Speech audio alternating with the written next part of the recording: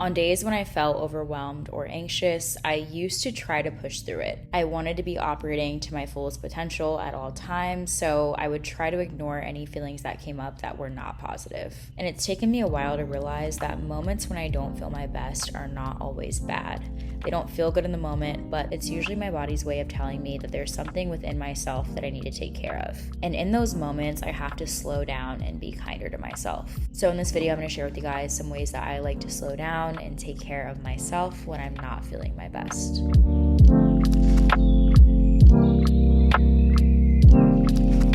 When I'm overwhelmed or stressed, I'm usually unintentionally focusing on something in the past or the future, and I'm overanalyzing every thought that comes into my mind. Dr. Nicole LaPera, aka the holistic psychologist, calls this being stuck in your head. It's when your mind is on autopilot, and in order to protect you from any pain that you might be feeling, you are not able to focus on the present. So in order to bring myself out of my mind and back into my body, I like to practice stretching and then breath work. I always knew yoga and stretching were really good for me, but I always saw them as a chore. I used to watch YouTube videos and try to do yoga classes, but I've found that when I just get down on my mat whenever I'm overwhelmed and just do whatever stretches feel right for me, taking 3 to 4 long, deep belly breaths into each stretch and releasing any tension that I might be holding in my body, I feel like I'm calming my nervous system, I feel grounded, and I feel safe to come back to the present.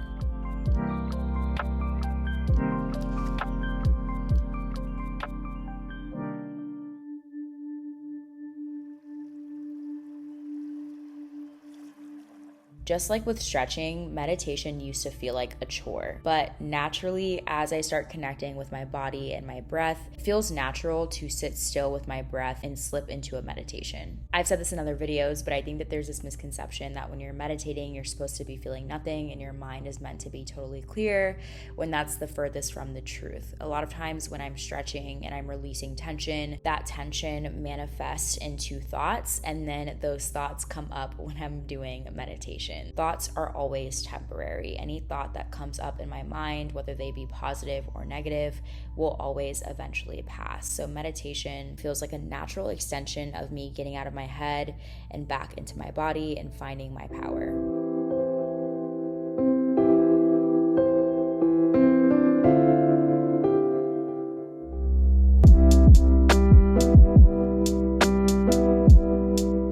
I used to think the goal whenever I experienced negative feelings was to push them away as quickly as possible. And at one point, my therapist asked me what would happen if I just sat with those negative thoughts instead of trying to push them away. And that was the first time I started to realize that I didn't have to be afraid of feeling negative thoughts. And I couldn't just run from them or push them away in order to not feel them. I had to sit with them and understand where they were coming from if I wanted to get through them. A lot of times when we're feeling anxious or stressed out or overwhelmed about something, they're coming from some kind of root cause. And so for me, sitting down and writing down these feelings has really helped me uncover where a lot of my limiting beliefs and fears and anxieties are coming from. Sometimes even sitting with my journal for 5 minutes and realizing that I might be feeling anxious today because someone said something to me that triggered a childhood wound allows me to sit with and validate that feeling, experience it, and then affirm to myself what I actually think about myself.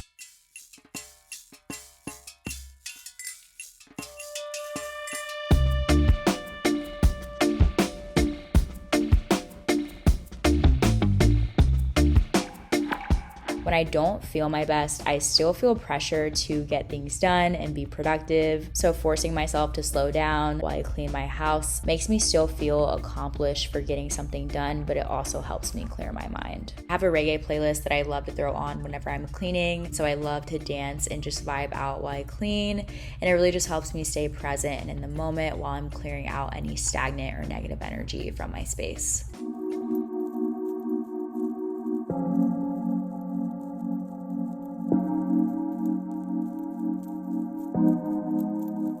I work at home and I spend a lot of time at home. So for me, getting outside, breathing fresh air, and connecting with nature is incredibly healing. And again, helps me get out of my head and back into my body. I know a lot of people say that it's best to spend time with people that you love when you're not feeling your best. But for me, over the past year, I've really realized that I am more of an introvert. I feel the most comforted when I'm by myself, when I'm feeling my lowest. Forcing myself to be around people when I don't feel my best can sometimes drain me even more. So for me, allowing myself myself to say no to plans and spend time by myself when I feel my lowest allows me to recharge my batteries before I go out and spend time with people that I love. Of course, it doesn't hurt that I have my son, Deku, by my side at all times whenever I want affection and love, but I don't want to be around people. Getting mad at myself when I wasn't feeling my best or pushing myself to feel better always resulted in me feeling a lot worse.